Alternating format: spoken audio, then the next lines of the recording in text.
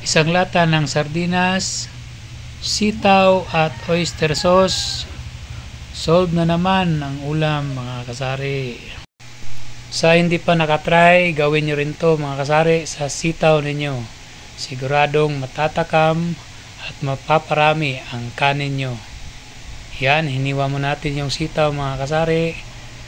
At nagpainit tayo ng mantika sa kawali.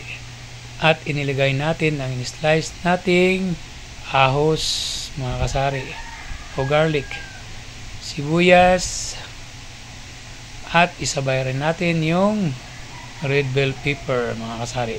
Pagkatapos maluto yung ingredients natin mga kasari, ay pwede na nating igisa yung sitaw natin. Ayan, lagay natin yung sitaw.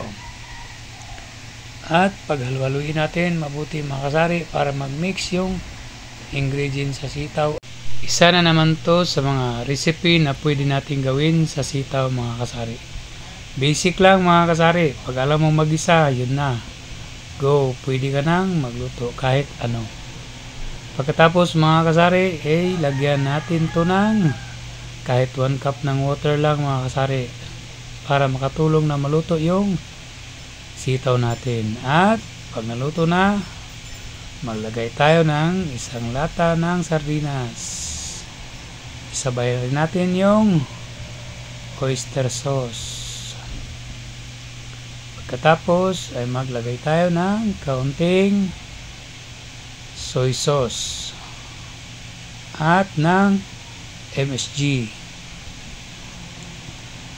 At maglagay rin tayo ng kaunting suka mga kasari pang paasim sa ating adobong sitaw na may oyster sauce. At kung may suka, may sugar mga kasari para balansi ang lasa. Sweet and sour mga kasari.